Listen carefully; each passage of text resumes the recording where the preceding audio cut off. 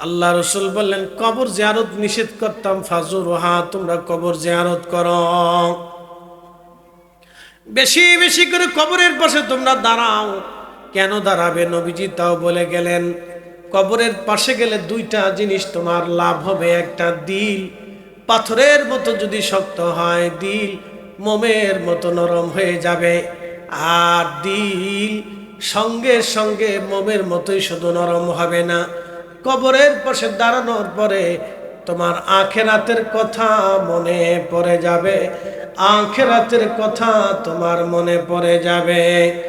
আখেরাতের কথা তোমার মনে পড়ে যাবে যদি কবরের পাশে তুমি যে দাঁড়াও।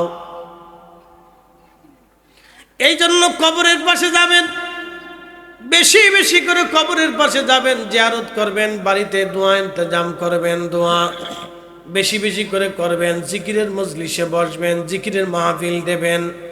যত দিবেন তত উন্নত হতে থাকবে, দিল ইসলাহ হবে, দিল সংশোধন হতে থাকবে। প্রিয় উপস্থিতি, খুব ভালো করে শুনে যাবেন। আল্লাহ রাব্বুল আলামিনের রাসূল বলেন, আমার সাহাবীরা তোমরা কবরের পাশে যাও। উসমান গনি জিন্নুরাইন রাদিয়াল্লাহু আনহু কবরের পাশে যাইতেন, যখন দাঁড়িয়েতেন জিয়ারতে, দাঁড়িয়ে থরথর থরথর করে তিনি কাঁপতে থাকতেন। সাহাবীরা বলেন, ইয়া আমিরাল মুমিনিন, জিন্নুরাইন, দুইটা নূর কন্যা নবীজি আপনার সাথে বিবাহ দিয়েছে। আপনার মতো উত্তম চরিত্র আর কার হতে পারে? সুন্দর আচরণ আর কার হতে পারে? আমার রসুল আপনাকে পছন্দ করে দুইটা নূর কন্যা নবীজি আপনার সাথে শাদী দিয়েছেন। আপনি কবর দেখে এইভাবে দাঁড়িয়ে দাঁড়িয়ে কেন কান্না করেন? হযরত উসমান গনি দাঁড়িয়ে বলেন, সাহাবীরা রে, এই কবর হলো প্রথম মঞ্জিল। এই কবরের তিনটা প্রশ্নের জবাব যদি কেউ দিয়ে দিতে পারে তাহলে তার বাকি মঞ্জিলগুলি সহজ হবে। সেই জন্য আমি উসমান এই কবর দেখে দাঁড়ায় দাঁড়ায় কান্দি। এই কবরের প্রশ্নের জবাব আমি দিতে পারবো কিনা আমি চিন্তায় পড়ে পড়ে আমি উসমান কান্দি। আমি কাঁদতে কাঁদতে নিজেকে স্থির রাখতে পারি না। আমি উসমান কি করে এই কবরের প্রশ্নের জবাব দেব? মোল্লা মানুষ পরের ভাত খাও, ব্যবসার বুঝো কি?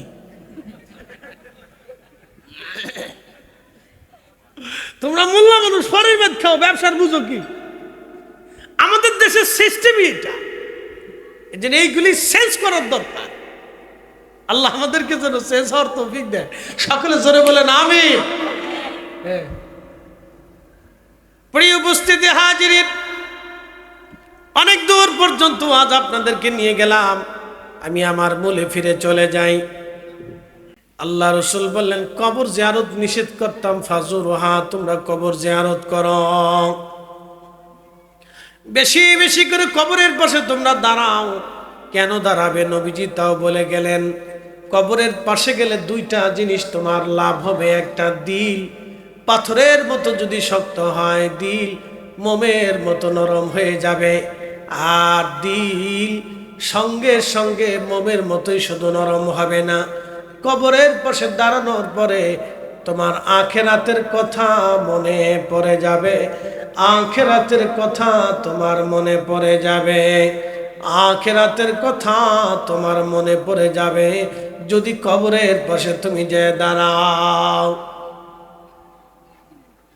এই জন্য কবরের পাশে যাবেন, বেশি বেশি করে কবরের পাশে যাবেন, জিয়ারত করবেন, বাড়িতে দোয়া ইন্তজাম করবেন, দোয়া বেশি বেশি করে করবেন, জিকিরের মজলিসে বসবেন, জিকিরের মাহফিল দেবেন। যত দিবেন তত উন্নত হতে থাকবে, দিল ইসলাহ হবে, দিল সংশোধন হতে থাকবে। প্রিয় উপস্থিতি, খুব ভালো করে শুনে যাবেন। আল্লাহ রাব্বুল আলামিনের রাসূল বলেন, আমার সাহাবীরা তোমরা কবরের পাশে যাও। উসমান গনি জিন্নুরাইন রাদিয়াল্লাহু আনহু কবরের পাশে যাইতেন, যখন দাঁড়িয়েতেন জিয়ারতে, দাঁড়িয়ে থরথর থরথর করে তিনি কাঁপতে থাকতেন। সাহাবীরা বলেন, ইয়া আমিরাল মুমিনিন, জিন্নুরাইন, দুইটা নূর কন্যা নবীজি আপনার সাথে বিবাহ দিয়েছে। আপনার মতো উত্তম চরিত্র আর কার হতে পারে, সুন্দর আচরণ আর কার হতে পারে। আমার রসুল আপনাকে পছন্দ করে দুইটা নূর কন্যা নবীজি আপনার সাথে শাদী দিয়েছেন। আপনি কবর দেখে এইভাবে দাঁড়িয়ে দাঁড়িয়ে কেন কান্না করেন? হযরত উসমান গনি দাঁড়িয়ে বলেন, সাহাবীরা রে, এই কবর হলো প্রথম মঞ্জিল। এই কবরের 3টা প্রশ্নের জবাব যদি কেউ দিয়ে দিতে পারে তাহলে তার বাকি মঞ্জিলগুলি সহজ হবে। সেই জন্য আমি উসমান এই কবর দেখে দাঁড়ায় দাঁড়ায় কান্দি, এই কবরের প্রশ্নের জবাব আমি দিতে পারবো কিনা। আমি চিন্তায় পড়ে পড়ে আমি উসমান কান্দি। আমি কাঁদতে কাঁদতে নিজেকে স্থির রাখতে পারি না। আমি উসমান কি করে এই কবরের প্রশ্নের জবাব দেব? একটু ভাবেন যে খুলাফায়ে রাশিদিন রাসূল কারীমের 2টা নূর কন্যা যার সাথে বিয়ে দিলেন পছন্দ করে, শুধু তাই নয়, তিনি বেহেশত দুনিয়ার থেকে সুসংবাদ পেয়ে গেলেন, তারপরেও কবর দেখে থরথর থরথর করে কাঁপতেন, থরথর থরথর করে কাঁপতেন। আজকে একটা তথ্য দিয়ে দেই। একটা হলো হকুল্লাহ, আল্লাহর হক। আপনি নামাজ ছেড়ে দিয়েছেন, নামাজ কাজা হয়ে গেছে, আপনি মাপ চাইলেন, ক্ষমা পেয়ে যাবেন, আল্লাহ ওয়াদা করেছে। রোজা রাখেন নাই, ভুল হয়ে গেছে, মাপ চাইলেন, আল্লাহ আমার ভুল হয়ে গেছে, আপনি আমারে মাফ করে দেন, মাফ হয়ে যাবে। কিন্তু হকুল ইবাদ, বান্দার হক যদি আপনি নষ্ট করে কবরে চলে যান, তাহলে বান্দা মাফ না করা পর্যন্ত আমার আল্লাহ মাফ করবে না। হকুল ইবাদ, বান্দা মাফ না করা পর্যন্ত আল্লাহ মাফ করবে না। একজনের টাকা মেরে দিয়ে কবরে চলে গেলেন, ওই টাকার যিনি পাওনাদার তিনি ক্ষমা না করা পর্যন্ত আল্লাহ নিজে মাফ করবে না, কারণ এটা বান্দার হক ছিল। আমাদের দেশে অনেকেই বাজারে চলে যায়, বাদামালের জিজ্ঞা, বাদামালা, বাদামের দাম কত? ভাই এই 100 গ্রাম 25 টাকা। টাকা মাপ বলে কত মাপবো? 250 গ্রাম মাপে। তো 3-4টে মিলে একসাথে বাদাম খাইতে গেছে, তো 250 গ্রাম মাপতে মাপতে এদিকে 3-4 জন কিন্তু 25 গ্রামে টিপটি টিপটি খেয়ে ফেলছে। আচ্ছা আপনারা বলেন, এই যে 25 গ্রাম যে চাপতে চাপতে খেয়ে ফেললো, এটা কি সুন্নত না মুস্তাহাব? একসাথে বলেন না, জোরে বলেন। এই যে 25 গ্রাম খেয়ে ফেললো বাদামালার, কিয়ামতের ময়দানে এই বাদামের জন্য কিয়ামতের ময়দানে আল্লাহর বান্দাকে দাঁড়ায় থাকতে হবে, দাঁড়িয়ে থাকতে হবে। হিসাব বড় কঠিন। এই জন্য আমি মাঝে মধ্যে চিন্তা করি, ইউরোপিয়ানরা খাওয়ার আগে মদ খায়, খাওয়ার ভিতরে মদ খায়, খাওয়ার পরে মদ খায়, ওদের মদেও ভেজাল নাই। আর বাংলাদেশে বিষের ভিতরেও ভেজাল। হ্যাঁ, এদেশের বিষও ভেজাল। বিষ খেলে অনেক সময় মানুষ মরে না, বলে কারণ কি? পরে দেখে বিষের ভিতরে ভেজাল, 2 নম্বর বিষ। ওরা খাবার ভিতরে মদ খায়, খাবার পরে মদ খায়, খাওয়ার আগে মদ খায়। ওদের মদেও ভেজাল নাই, ওদের পানিতে ভেজাল নাই, খাবারে ভেজাল নাই, ওষুধে ভেজাল নাই। ওরা মিথ্যা বলে না, ছলছাতুরি করে না, অন্যের মাল চুরি করে না, অন্যের মাল মেরে দেয় না, অন্যের ব্যবসা নষ্ট করে না। ওরা দেখবেন যে একবারে মিলেমিশে থাকে। শুধু বাঙালি আমরা যারা আছি, আমরা নামাজ পড়ে আইসে শয়তানি শুরু করি যে কারে বাস দেওয়া যায়। নামাজ পড়ে আইসে তারপরে গীবত করে দোকানে বসে বসে চা খার লোক বালা না। নামাজ পড়ে এসে গীবত করে, নামাজ পড়ে এসে শেকায়ত করে, নামাজ পড়ে এসে মিথ্যা তহমত দেয়, নামাজ পড়ে যেয়ে মিথ্যা সাক্ষ্য দেয় আদালতে। আদালতে দাঁড়ায় মিথ্যা সাক্ষ্য দেয়। বাংলাদেশের সাক্ষ্য তলব হয় দেখবেন আদালতে, 100% সাক্ষীর ভিতরে আমার মনে হয় যে 80% মিথ্যা লোক দাঁড়ায় থাকে। ওই ঘটনার সময় তার উপস্থিতি ছিল না, এরকম সাক্ষী আছে, বানাই নিয়ে চলে গেছে, টাকা দিলে সাক্ষী পাওয়া যায়। Made in Bangladesh. অথচ রসুলের চরিত্র কি ছিল? কোরআন শরীফ 40 বছর পর্যন্ত আসে নাই। কোরআন শরীফ 40 বছর পর্যন্ত আল্লাহ রসুলের কাছে আসে নাই। এই 40 বছরে শরীয়ত ছিল না, নামাজ ছিল না, জিকির ছিল না, রোজা ছিল না, হজ ছিল না, যাকাত ছিল না, কোনো শরীয়ত ছিল না। এই 40 বছরে আল্লাহ নবী কি করেছিলেন? তিনি এমন কাজ করেছিলেন যে মক্কার সমস্ত মানুষ তাকে আল আমিন বলতো, বিশ্বাসী বলতো। একসাথে বলবেন আল্লাহু আকবার। না আরো জোরে বলে কি বলতো? জোরে বলে, আরো জোরে বলে। এই যে আমাদের পোশাক দেখতেছেন, এটা দেখার পরে উন্নত বিশ্ব ওরা বলে টেরোরিস্ট। আমাদের এটা দেখার পরে ওরা ভাবে ওরা জঙ্গি, উগ্রপন্থী। অথচ আজ থেকে 100 বছর আগেও এই পোশাক দেখার পরে অন্যান্য ধর্মের মানুষ নিরাপত্তার জন্য আমাদের কাছে আসতো, যে এদের কাছে গেলে পৃথিবীর কোথাও নিরাপত্তা না বলে এদের কাছে নিরাপত্তা পাওয়া যাবে বলে। কারণ কি জানেন? ন্যায় বিচার ছিল। কি বিচার ছিল? জোরে বলে, ন্যায় বিচার ছিল। এরা মিথ্যা বলতো না, মানুষ ঠকাইতো না। সেদিন ন্যায় বিচার ছিল, স্বজনপ্রীতি ছিল না। বাপ সন্তানের দিকে তাকায় বিচার করতো না। হযরত ওমর বিচার করলেন, সন্তানের দিকে তাকাইলেন না, তিনি আল্লাহর কোরআনের দিকে তাকাইলেন, রাসূলের জিন্দেগীর দিকে তাকাইয়া সন্তানের বিরুদ্ধে ফয়সালা দিয়ে দিলেন। একসাথে বলবেন আল্লাহু আকবার।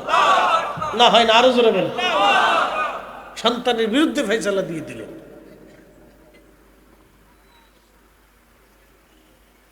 প্রিয় উপস্থিতি হাজিরিন, খুবই বুঝে যাবেন, পৃথিবীতে যত বুজুর্গ দিন এসেছিলেন, যত বুজুর্গ আল্লাহওয়ালারা দুনিয়াতে এসেছিলেন, তাদের কাছে সবাই ছিল নিরাপদ। এত নিরাপত্তা ছিল, এত নিরাপদ ছিল। বিদায় হজের ভাষণে আল্লাহর নবীজি জাবালে রহমতের দাঁড়ায়া নবীজি ভাষণ দিলেন, আমার এই শব্দমালাগুলি, আমার দিন ব্যবস্থাগুলি তোমরা তামাম দুনিয়াতে ছড়িয়ে দাও। 1.25 লক্ষ সাহাবী ওইখানে উপস্থিত ছিলেন। দুনিয়ার সমস্ত সাহাবীদের ভিতরে অনেক সাহাবী সেই দিন তামাম দুনিয়াতে ছড়িয়ে গেলেন। পৃথিবীর যেই প্রান্ত গিয়েছিলেন সেই প্রান্তে যে তিনারাই কালেমার দাওয়াত দিয়েছিলেন, হকের দাওয়াত দিয়েছিলেন। একবার আওয়াজ তুলে জোরে বলা যাবে কি মারহাবা। আমার দিকে তাকান, ভালো করে বুঝেন। ভারতীয় উপমহাদেশে ইসলাম এত দ্রুত সম্প্রসারিত কেন হলো? তার একটা থিম চিন্তা আপনাদেরকে শোনাই। ভারতীয় উপমহাদেশে সনাতনী ধর্মের ভিতরে একটা বিধান ছিল, বিধানের নাম হচ্ছে সতীদাহ প্রথা। সতীদাহ প্রথা হচ্ছে কোনো পুরুষ লোক যদি মারা যাইতো, তার স্ত্রী থাকলে ওই পুরুষের সাথে তার ওই যুবতী স্ত্রীকে জীবন্ত কবর দেওয়া হতো, বিধবা জীবন্ত আগুনে চিতার ভিতরে স্বামীর সাথে পুড়িয়ে মারা হতো। বলা হতো তাকে স্বর্গে পাঠানো হয়েছে স্বামীর সাথে। কি বুঝলেন? একটা জীবন্ত মানুষ, জীবন্ত মেয়েটাকে স্বর্গের দোহাই দিয়ে স্বামীর সাথে জীবন্ত পুড়িয়ে মারা হতো। বলেন এত কত বড় জুলুম হতে পারে? শত শত বছর ধরে, হাজার হাজার বছর ধরে এই পৃথিবীতে এগুলো চলতে লাগলো, কিন্তু কোনো মুক্তি খুঁজে পায় না মানুষ। কোনো মুক্তি নাই। ইসলাম আসলো, খাজা বাবা আজমেরি ইসলাম নিয়েছে। তিনি ইসলামের আইন কানুনগুলি তিনি তাদেরকে বুঝায় বললেন, আমাদের ধর্মে এই সমস্ত কোনো জালিমের বিধান হবে না। তখনই মানুষ দেখলো, হা ইসলাম তো সুন্দর। তখন তারা ধীরে ধীরে ধীরে ধীরে দিলে দিলে দিন কবুল করে নিতে লাগলো। না আসতে হয় না, আরো জোরে বলেন। না আরো জোরে, একসাথে বলেন তো আল্লাহু আকবার। না আরো জোরে বলেন তো। আমাদের মসজিদের ভিতরে ধনী দরিদ্রের কোনো বৈষম্য আছে? একসাথে বলেন। ধনী দরিদ্রের কোনো বৈষম্য আছে? আমি আপনার মসজিদে দাঁড়াইলাম, আমার পাশে একজন মিসকিন দাঁড়াইতে পারবে, একটা আধা পাগলও দাঁড়াইতে পারবে, একটা বাচ্চাও দাঁড়াইতে পারবে। কথা ঠিক আছে না? মুরব্বী দাঁড়িয়ে আছেন, উনি সভাপতি, উনি সবার মুরব্বী ধরেন, ওনার পাশে একেবারে মিসকিন যে ভিক্ষা করে খায় সেও দাঁড়াইতে পারবে। কিন্তু আগের জমানাতে যখন ওই সময়ে প্রতিমাতে, মন্দিরে, গির্জাতে তখন ধনীদের প্রভাব ছিল, গরিবরা সেখানে চান্স পেত না। ইসলাম যখন এসে বলল আমার মসজিদে সবাই সমান, আমার বিচারে সবাই সমান, আমার কাজে সবাই সমান, আমার বন্টনে সবাই সমান, আমার অর্থনীতিতে সবাই সমান, আমার রাষ্ট্রে সবাই সমান। খলিফার যেই সুযোগ, সাধারণ নাগরিকের সেই সুযোগ, খলিফা যেই সুবিধা পাবে, অন্ধ সেই সুবিধা পাবে, রাষ্ট্রপতি যে সুবিধা পাবে, একজন ল্যাংড়াও সেই সুবিধা পাবে, একজন প্রেসিডেন্ট যেই সুবিধা পাবে, একজন কানাও সেই সুবিধা পাবে, একজন সেনাপ্রধান যেই সুবিধা পাবে, একজন সাধারণ জেলেও সেই সুবিধা পাবে, একজন ইমাম যেই সুবিধা পাবে, একজন সাধারণ মুসল্লি সেই সুবিধা পাবে, একজন হায়ার এডুকেটেড পার্সন যেই সুবিধা পাবে, একজন সাধারণ ব্যক্তিও সেই সুবিধা পাবে। ইসলাম যখন একেবারে সমতা এনে মানুষের দ্বারে দ্বারে এনে মানুষের হাতে কলমে কানে চোখে বুঝে দেখাই দিল, তখন অন্য অন্য ধর্মের মানুষ চিন্তা করলো এটাই ঠিক। কথা কন না ঠিক কেনা?